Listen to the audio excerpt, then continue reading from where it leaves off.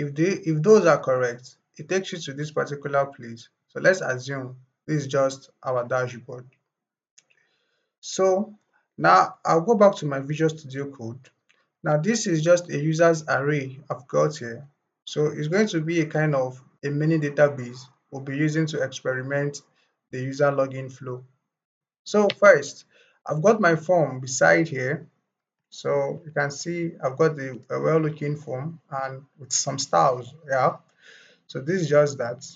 So in order for us to get started, I need to get the form and then get the inputs and then compare them with whatsoever thing I have here.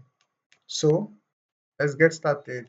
So I'm going to say document dot add event listing now.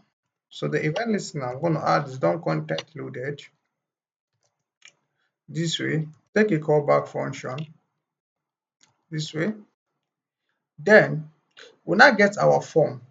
So let's get the form. I'm going to make this um let me zoom out a bit. Just that I'm running out of space, so I just need to like keep everything visible. So let's now get the form. Yeah, let's get our form here. So we'll move select form equals to document dot query selector. You put your inverted comma. Now notice it's an ID. We'll go with hash and then we'll say form form like this. So having done this, now let's attach an event listener to our form. So say form form dot add event listener. Now the event listener here is going to be submit because we want to, if you hit on the login button, it's will trigger this particular event. So we move with an arrow function. Now pass event to it and then move like this. So having done this, let's stop the form from reloading. So we'll now say e dot prevent default. Now preventing the default behavior of the form, which is to reload the page. So after which we'll now get the username, what the user typed. So let username equals to documents dot query selector. So an ID once more.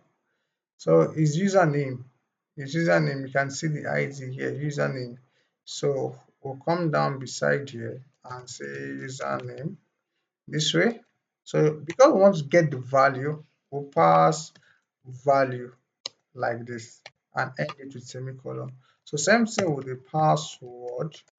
We say we want to assign documents dot query selector. So still the same ID and password like this. So we want to get the value as well, pass value like this. So now what we want to do next is to check if the user imputes nothing inside the input field. So we also want to get track of that and then throw an error to the user. So say if like this username, oh sorry about that, if username street equality to an empty string or password equals to an empty string, we also get that this way, right? So we return something. We know when a function or an if statement reaches the return statement, we know what happens. So we'll say alert, then pass something. We can say password or username must not be empty like this. Cool. So now this is good. So let's now check what the user provided if it matches with anything inside the user's array. So we'll move. We'll select is match, sorry, is match equal to users, that's the array itself, this array, users dot sum. So sum is an array method.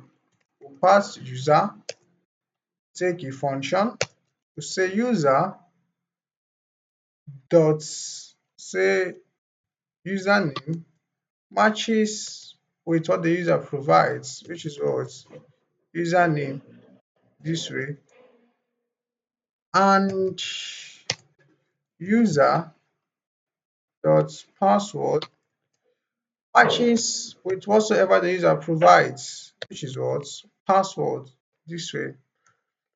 So we end this here. On a new line, we take our if, because this particular line is going to return true or false. So we can say if is match is true, like this, redirect us to the dashboard.html. So we can say window.location.href. So say what? We say dashboard.html this way. Else, what should happen? Alert something for us. Alert incorrect username. I'm sorry about that. Username or password this way. Password this way. So let's arrange this. Shift alternate F to arrange it. Now I think the logic is done. Now let's make sure that the JavaScript is linked. So as you can see, it's linked below here. And we've also got our dashboard.html file. So now let's go back to the browser to check things out. So I'll go back to this tab. Now make sure I'm reloading my page. Now first, let's add incorrect data,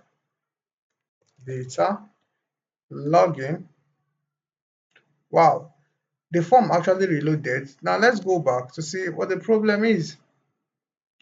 So now first, let's check our let's check um let's check our login. So let's check. So you can see we are using form. Meanwhile, the form has an ID of login. So we'll change this to login back. Come down here again. Now try this again. Incorrect username and incorrect password, and hit enter. So it says incorrect username or password. Now it's working very fine, and let's leave it empty and log in again. It tells us password or username must not be empty. This is cool. Now let's go get a valid username, which I'm going to go with goodness. Copy, come down here, paste it, go back again, go get his password. So we'll grab this password as it says here, copy. So come down here and paste it and hit login. So you can see it has brought us to the dashboard. So text here